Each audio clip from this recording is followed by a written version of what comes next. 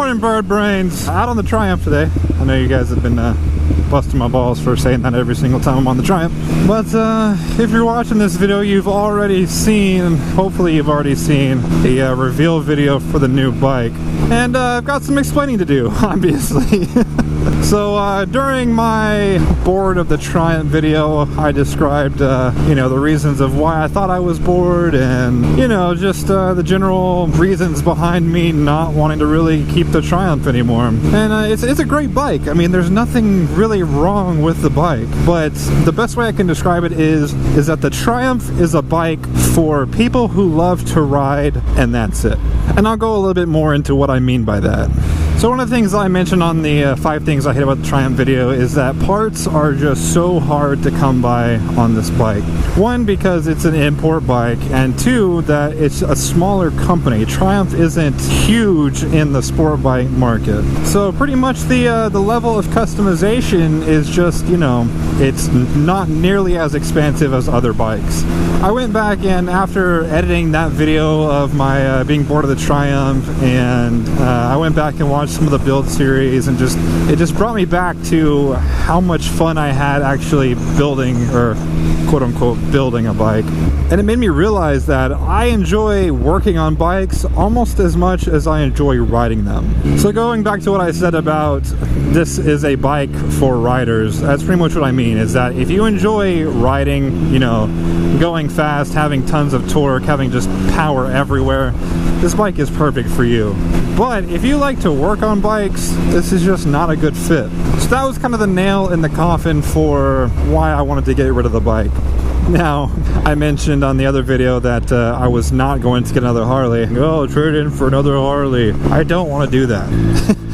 Yeah, about that. So, I mean, I just had a change of heart. I mean, I really don't have a solid set explanation onto what made me think I just don't want another sport bike. I mean, I do want another sport bike. I just feel like I wanted another Harley more than I wanted a sport bike. And there were some reasons behind that as well. So first off, like I've mentioned plenty of times before, I used to ride motocross. So when I ride bikes, I like to ride them 110%. And if I ever get to a point where I start doing that on a sport bike, there's a good chance I'm gonna mess something up. And by mess something up, I mean myself.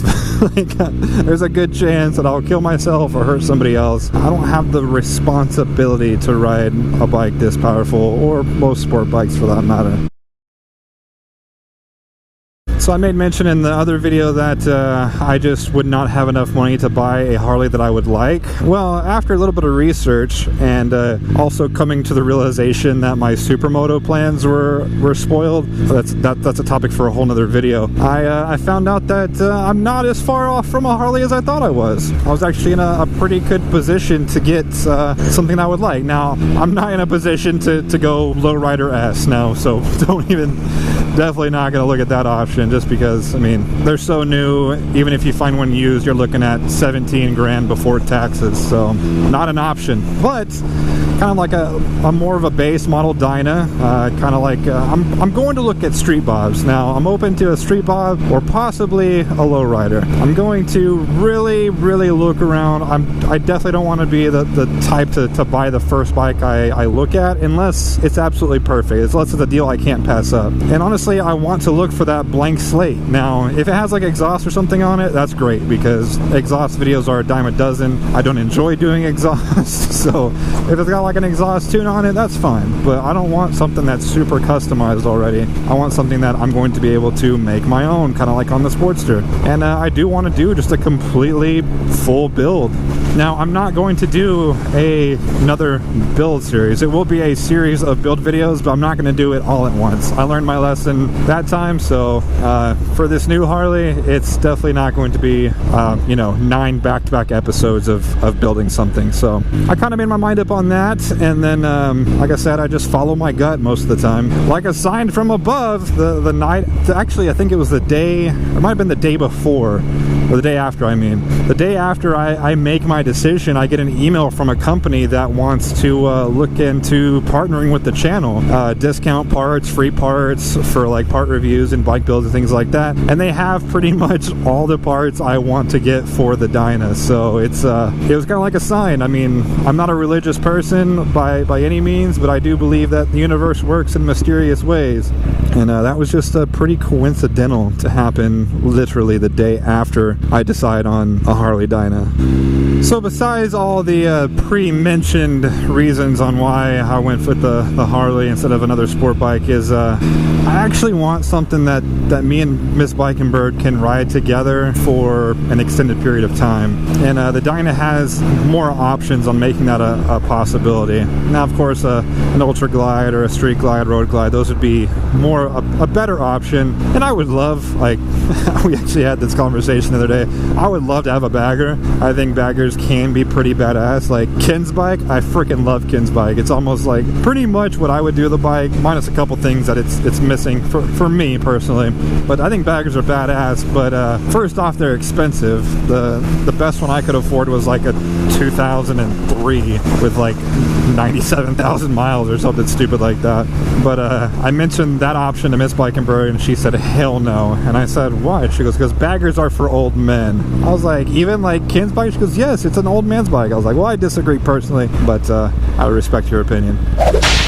But mostly because it's just too expensive, and yeah. But with the Dyna, I mean, with the proper suspension setup, I could make it, you know, 2-up ready or 2-up comfortable. Put a small little backrest sissy bar on the back, and we could probably do a few rides. Because even though Miss Bikenbird is saving up for her own bike, she'll probably get it by the end of this year, 2017. It's gonna be a while before she can go on actual rides with us. For those of you who don't ride, once you learn how to ride, you still have to put in your time before you can, you know, go out in the street and ride like you see me riding. Some pick it up quicker than others, but some people take, you know, upwards of a year to ride to the point where they're comfortable with doing those sorts of rides. So I know if I get a bike that is 2-up friendly, first off, it's gonna make my options to ride a lot more because she loves riding. So the more that she can go, the more that I can go. That's just how things work when you're in a relationship. But I think it's just an overall better decision than a sport bike, because I mean, riding 2-up on a sport bike sucks ass. And she can ride on the back of the Sportster now, but it's very limited distances. So getting something that is just going to increase those distances, it's just going to be an overall better choice for me. And I don't know, having 2 Harleys in the garage, I'm okay with that. And who knows, maybe one day once Miss Bikenbird is comfortable riding on her own and can do those big long rides, maybe I'll sell the Sportster to her. I definitely don't feel like selling the Sportster right now. That's why I'm trading in the Triumph. But who knows, maybe at some point, sometime, I'll sell it to her. So I told her she's not riding it like anytime soon. But I still definitely want to, you know, keep it in the family, and I don't know, maybe it'll become an heirloom bike, who knows.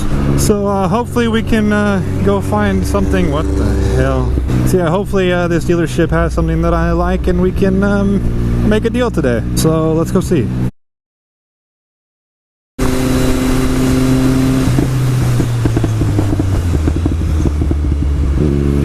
What the fuck, dude? Woo! That was a close one.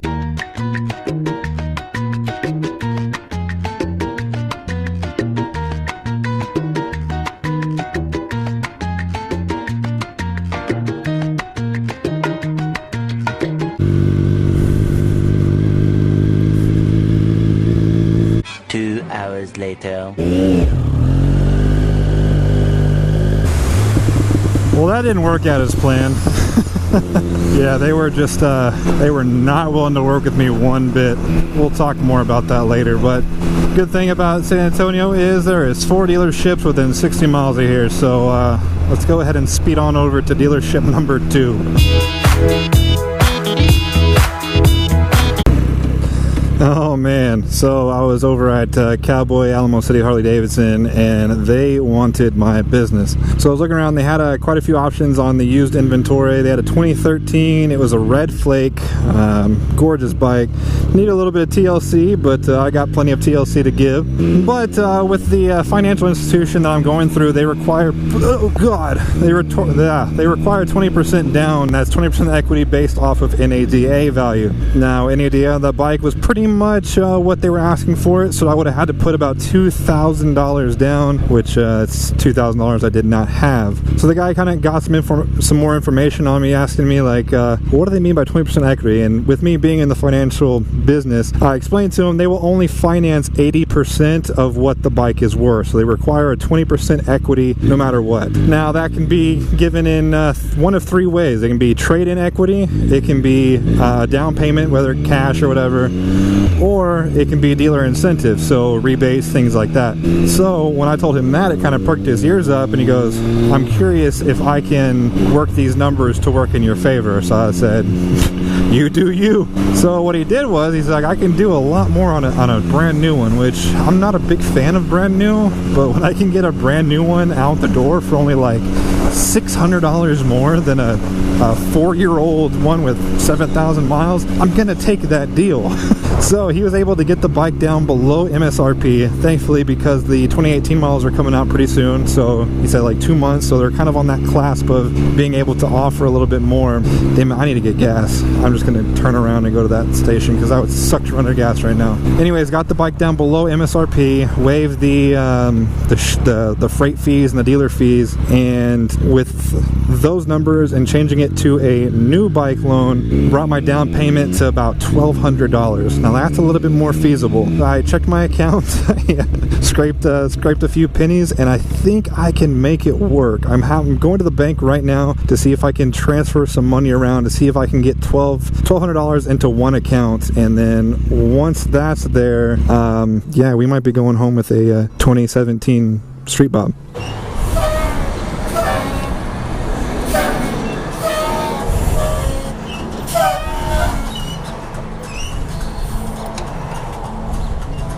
Three hours later.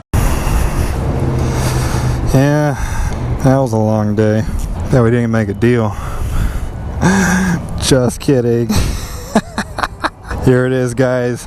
The brand new 6 miles 2017 Street Bob. Man, I did not think I'd be walking out today with a brand new bike. That is not something I expected. Well, let me check my battery and then let's go take this thing for a ride. Alright, a little different than the Sportster. Just a little bit though. Oh, a lot smoother on the kickdown, that's for sure. And that clutch engages real quick.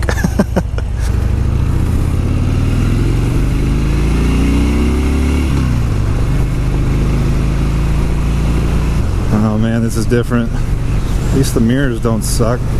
Oh man, this thing is comfortable. Yes, please. So I'm going to do a whole video on what I plan on doing to the bike, because of course I'm not going to leave it stock like this. And I feel so wide open. Oh, this lane is ending. Okay, cool. It's going to take some getting used to, guys, for sure. What I love about new bikes, man. It's like a whole new beast. Shifting points are different, torque is different, throttle response is different. Everything is just different. Yep, probably could have done second gear there. Alright. So I'm definitely going to have to pay the Harley tax on this one. New seat, exhaust. Man, where the hell am I going? Guess I'm taking this route. Oh man, this thing turns so nice. Oh, that was impressive. Oh, I'm sorry if that sounded sexual. No, I'm not. I'm not sorry. It's so crazy for being 650 pounds, this thing. Oh man. So yeah, I hate these handlebars.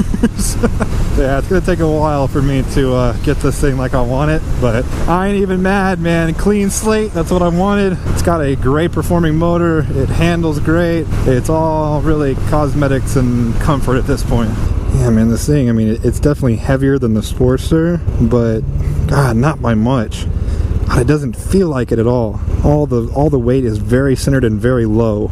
Well guys, I'm gonna go ahead and wrap up today's episode. I gotta go record the anti-reveal video for this thing. So let me know down in the comments, are you guys happy to see the Triumph go? Are you sad to see the Triumph go? Are you just gonna throw me into the bucket of Harley douchebags again? Let me know down in the comments, guys. If you like this video, go ahead and hit that like button. If you haven't already, go ahead and punch that subscribe button. And as always, thank you for watching. I'll see you guys next time.